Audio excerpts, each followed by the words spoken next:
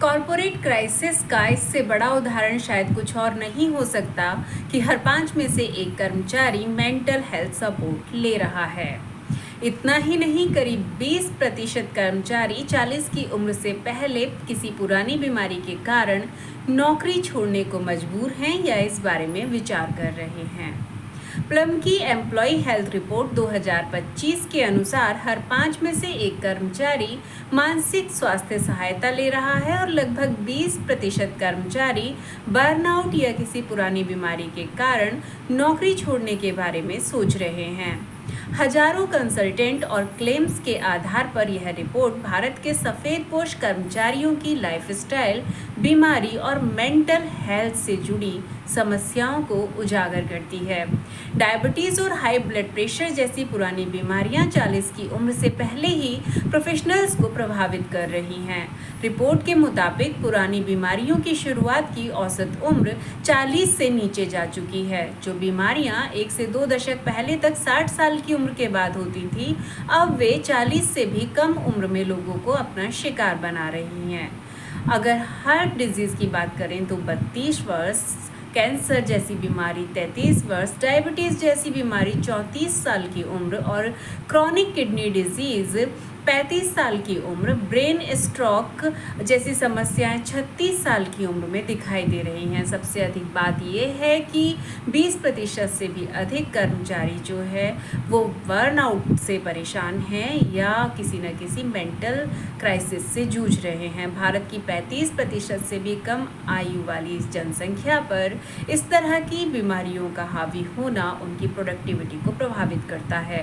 Chronic बीमारियां एक कर्मचारी की हर साल लगभग 30 दिन की प्रोडक्टिविटी को कम कर देती हैं, यानी 1 साल में उनकी प्रोडक्टिविटी जो है वो 30 दिन तक घटा देती हैं। मेंटल हेल्थ और बर्नआउट की अगर बात की जाए तो ये एक चुपचाप फैलती महामारी है। टेली हेल्थ बुकिंग्स में 20% लोगों ने जो है इन्हीं तरह की समस्याओं के लिए संपर्क किया। 80% लोगों ने खुद ही मानसिक स्वास्थ्य सेवा लेने की बात कही, जबकि जनरल फिजिशियन के लिए ये कॉल्स केवल 64% रही।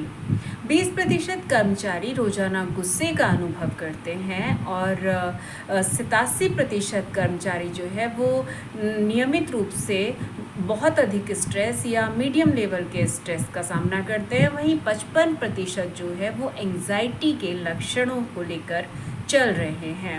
36% में जो है उन्होंने ये एक्सेप्ट किया कि वो उन्होंने किसी न किसी कारण के चलते, मेंटल हेल्थ से जुड़े किसी कारण के चलते पिछले 1 महीने में छुट्टियां ली हैं।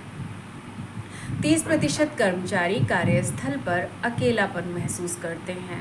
पुरानी बीमारियों वाले कर्मचारी काम बंद करने की जो है प्रतिशत है उनमें काम बंद करने की संभावना का वो 4% होता है और आउटपुट सीमित करने की संभावना का जो है वो 11% होता है। हेल्थ चेकअप की कमी भी इन समस्याओं का एक बड़ा कारण है।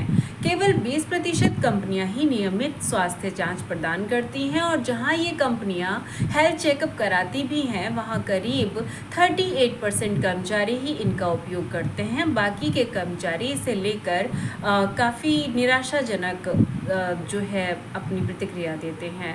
63% में हाई बीपी, 38% में हाई कोलेस्ट्रॉल, 17% में जो है मोटापा और 11% में जो है प्री डायबिटिक के लक्षण नज़र आए हैं इस चेकअप के दौरान।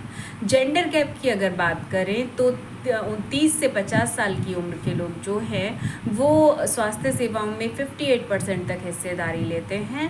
मानसिक स्वास्थ्य की बात करें तो 54% पुरुष जो है वो पहला सेशन लेने के बाद ही 42% तक लोग उनमें से छोड़ देते हैं। महिलाओं की कंसल्टेशन और रिप्रोडक्टिव हेल्थ की अगर बात करें तो 32% के लिए हार्मोनल चेंजेस और 42% महिलाओं ने पीरियड्स पेन के दौरान भी काम करने की बात कही। 70% से अधिक महिलाओं को लगता है कि वर्तमान स्वास्थ्य लाभ जो है वो उनकी ज़रूरतों को पूरा नहीं कर रहे हैं। 100% की वृद्धि हुई है कंपनियों द्वारा प्रिवेंटिव और फ्लेक्सिबल हेल्थ केयर में।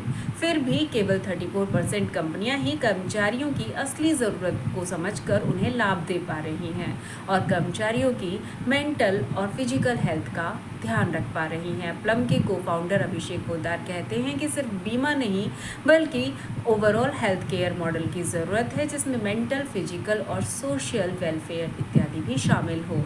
वहीं प्लम के सह संस्थापक सौरभ अरोड़ा का कहना है कि हमें लाइफ स्पेन पर नहीं, हेल्थ स्पेन को सुधारने पर भी ध्यान देना होगा। एआई का जो हमारे पास सपोर्ट है उसे यूज़ करते हुए हमारे एम्प्लॉयज़ को हमें एक बेहतर लाइफ स्टाइल प्रोवाइड कराने के बारे में सोचना होगा और उस पर कदम बढ़ाना होगा।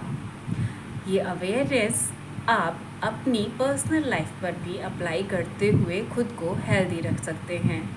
हेल्दी रहिए, हैप्पी रहिए।